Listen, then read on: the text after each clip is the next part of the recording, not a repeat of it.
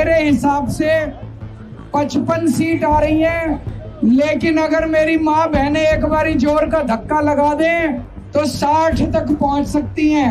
Voting से पहले ही झाड़ू के तिनके बिखर रहे हैं। केजरीवाल जी, दिल्ली का पानी पी लीजिए, एक गिलास पी लीजिए, फिर देखते हैं क्या होता है। अस्पताल में मिलेंगे आपसे।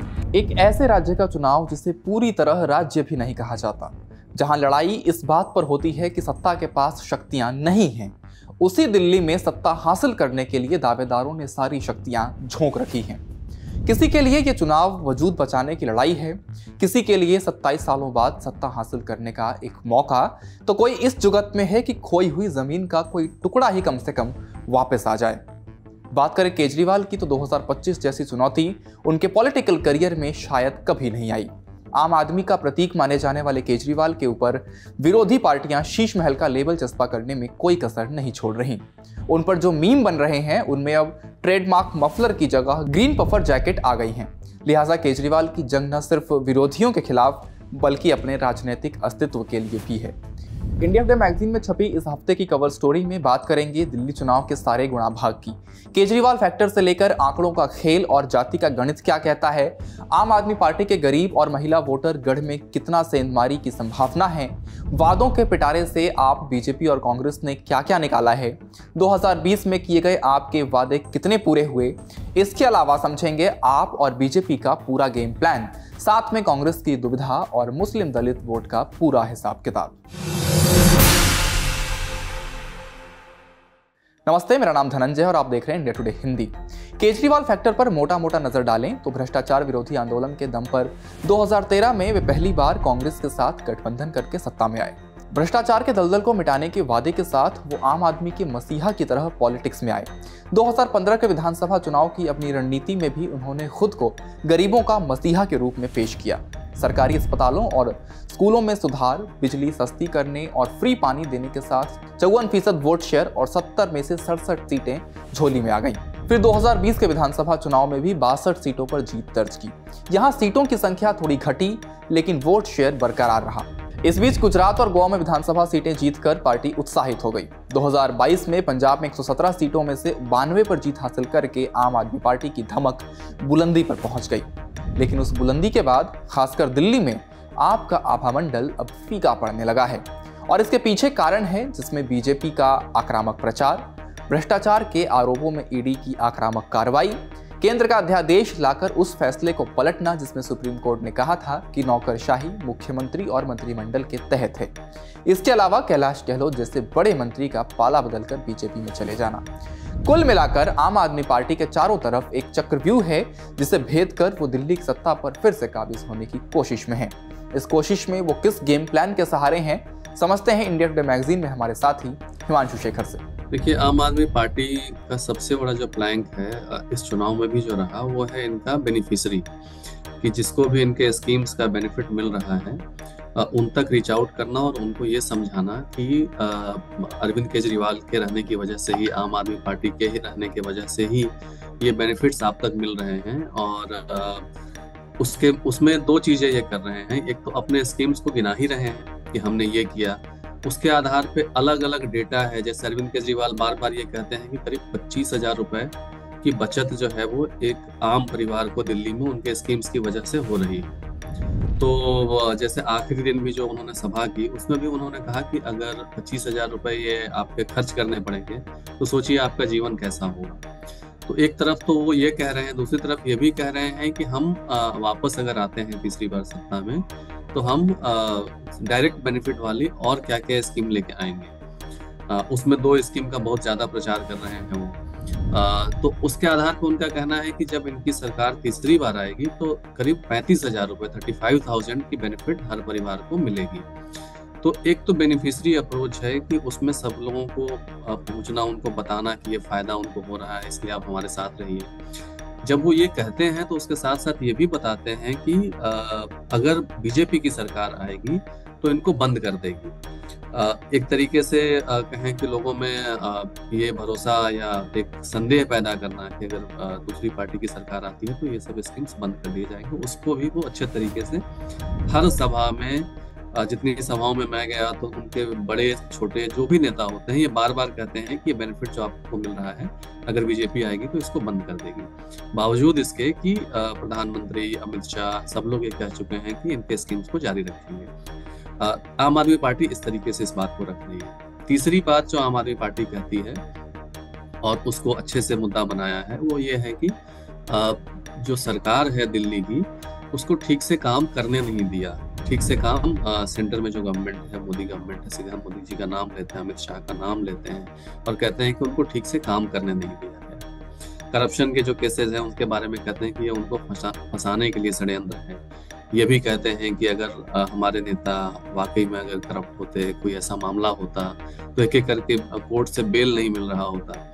तो यानी भ्रष्टाचार का जो मुद्दा बीजेपी बनाने की कोशिश कर रही है, अब पूरे जो कैंपेन के कोर में रहा है उसको भी तोड़ने की कोशिश आम आदमी पार्टी ने अपने चुनाव प्रचार अभियान के दौरान की है। आम आदमी पार्टी के लिए सबसे बड़ा वोट बैंक रहे हैं गरीब लोग और महिला वोटर्स।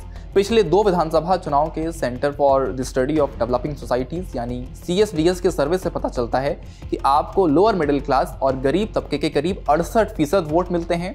ये तबके दिल्ली के तकरीबन 3.4 करोड़ आबादी में 60% से ज़्यादा हैं और चुनाव नतीजों का रुख मोड़ने की ताकत रखते हैं। एक्सपर्ट मानते हैं कि केजरीवाल ने पिछले 2 बार के शासन में बड़ी सावधानी से इस मतदाता आधार को तैयार किया है। मुफ्त सरकारी सुविधाओं के जरिए बनाया गया ये ऐसा वोटर बेस है जो जाति और धर्म से परे है।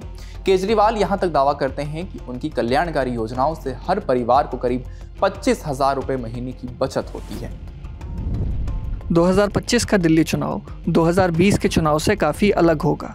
पिछले चुनाव में आपको समाज के सभी तबकों से अलग अलग अनुपात में वोट मिले थे।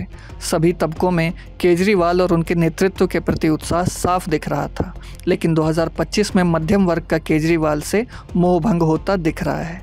इसलिए जीत के लिए उन्हें निम्न मध्यम वर्ग और गरीब तबके के अलावा अल्पसंख्यकों पर अपनी पकड़ बनाए रखनी होगी।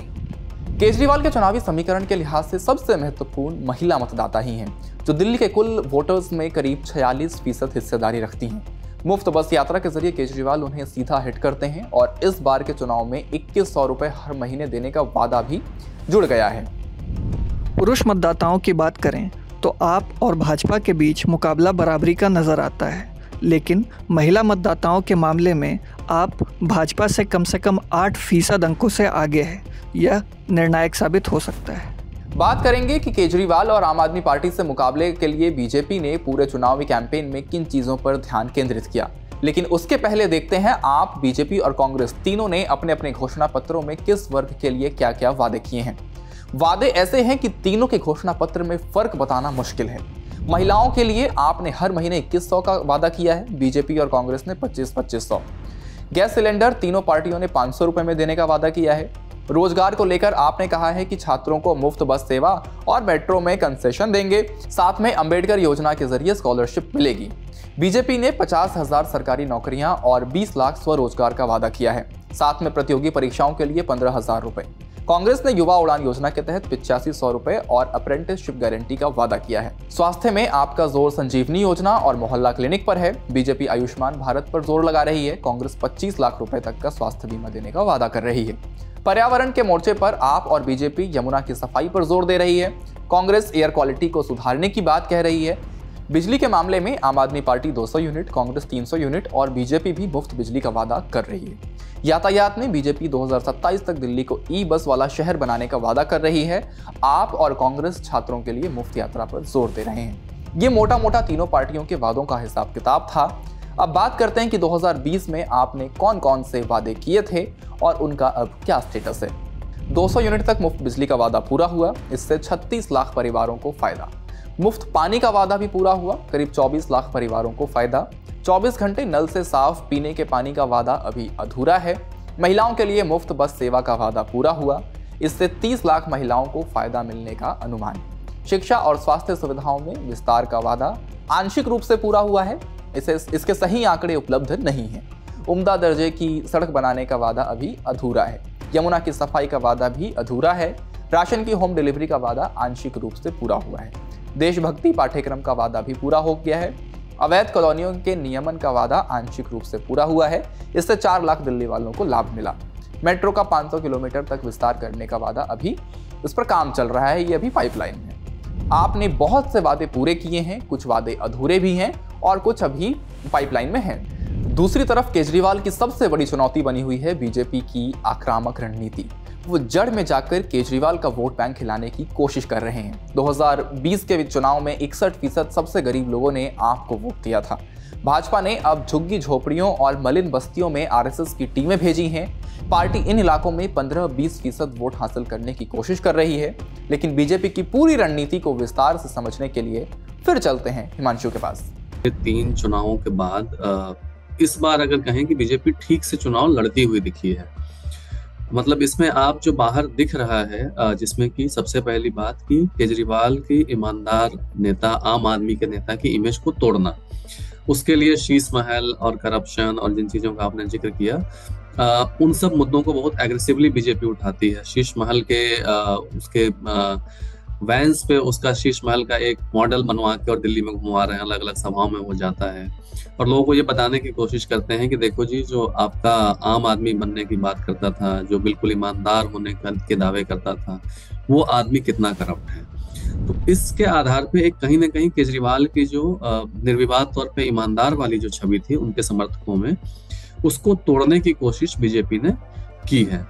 लेकिन बीजेपी का गेम प्लान सिर्फ केजरीवाल के इमेज पे निर्भर नहीं करता है। मतलब एक मेजर प्लैंक है ये, लेकिन आप देखेंगे तो पॉलिसीज, केजरीवाल की पॉलिसीज के उसके जवाब में बीजेपी ने अपने मैनिफेस्टो में कहीं उनसे ज्यादा बढ़ के, जैसे 2100 रुपए महिलाओं को देने की बात अगर अरविंद केजरीवाल करते हैं तो बीजेपी 2500 कह रही है।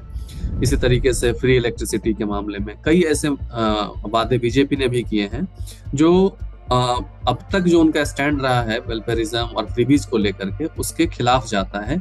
लेकिन दिल्ली में चुनाव जीतना है, इसलिए ये वादे किए जा रहे हैं। बीजेपी ने संगठन के स्तर पे भी बहुत अच्छे तरीके से चुनाव को मैनेज करने की कोशिश की है। आप अगर देखेंगे तो जो सोशल इंजीनियरिंग बीजेपी करती है तो वो उसमें कास्ट लाइन पे बहुत ज्यादा काम किया है इस बार बीजेपी ने। उदाहरण के तौर पे अगर देखें कि जैसे दलित वोटर हैं, तो दलित वोटर को लेकर के बीजेपी ने दलित वोटर को एक ब्लॉक के तौर पे नहीं देख के प्लान किया इस चुनाव में, उसको 2 वोट बैंक के तौर पे देखा और प्लान किया है।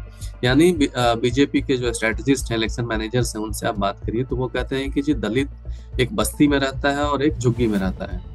उनका ये कहना है कि जो झुग्गी में रहने वाला दलित है वो केजरीवाल के साथ अभी भी बना हुआ है, तो हम उसको बहुत ज्यादा अपने पाले में लाने के में अपनी एनर्जी हम नहीं लगाएंगे।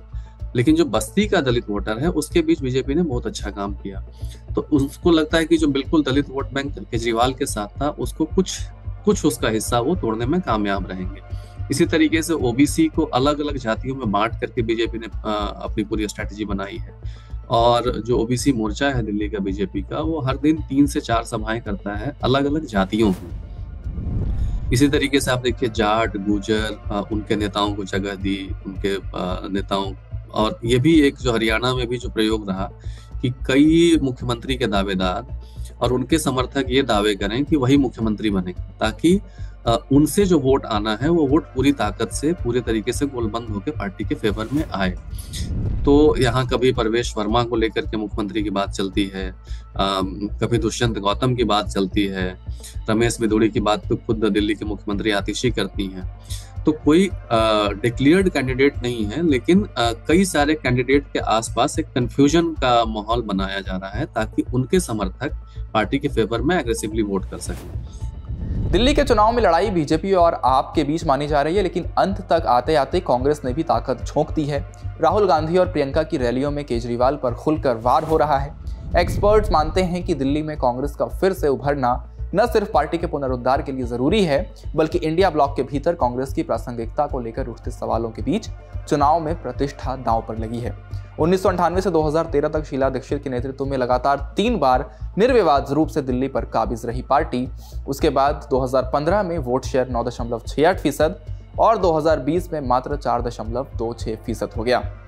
खुद केजरीवाल के खिलाफ कांग्रेस ने शीला दीक्षित के बेटे संदीप दीक्षित जैसा मजबूत उम्मीदवार उतारा है। आंतरिक तौर पर कांग्रेस के सामने चुनौतियां और अवसर दोनों हैं। पार्टी मजबूत स्थिति वाली करीब 20 सीटों पर कैंडिडेट फोकस्ड कैंपेन के जरिए मुस्लिम दलित वोटों को एक साथ साधने की रणनीति पर ध्यान दे रही है। दिल्ली की आबादी में करीब 13% मुस्लिम 7 निर्वाचन क्षेत्रों में निर्णायक भूमिका में हैं और 15 अन्य में बड़ी ताकत बने हुए हैं। आपने 2020 के विधानसभा चुनाव में उस इलाके की सभी 6 सीटें हासिल की थीं।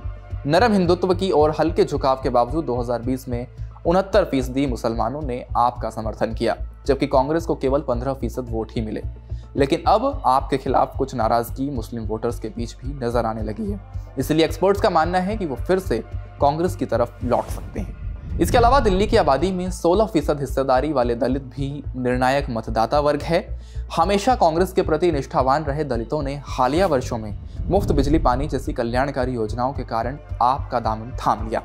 आपने 2015 और 2020 में दलित बहुल सभी 12 सुरक्षित सीटों पर जीत हासिल की, जबकि कांग्रेस का वोट शेयर गिरकर 3.97% रह गया। जाति का गणित देखें तो दिल्ली की कुल आबादी में करीब 35 से 40% सवर्ण है, 30% ओबीसी, 16% दलित और 13% मुसलमान है। बात इंडिया ब्लॉक पर भी हो सकती है। इस ग्रुप का हिस्सा होने के बावजूद कांग्रेस और आम आदमी पार्टी ने दिल्ली में अलग अलग चुनाव लड़ने का फैसला किया। टीएमसी, डीएमके, आरजेडी और समाजवादी पार्टी जैसे सहयोगियों ने आपका समर्थन किया है, जिससे कांग्रेस के लिए प्रतिष्ठा की लड़ाई और भी बड़ी हो गई है। हालांकि इसका असर वोटर्स पर बहुत ज्यादा होगा, एक्सपर्ट्स इसकी गुंजाइश कम ही मानते हैं। असल में असर किसका होगा और कितना होगा, ये अब 8 फरवरी को नतीजों के बाद पता चल पाएगा। इस कवर स्टोरी में इतना ही। देखते रहिए इंडिया टुडे हिंदी। शुक्रिया।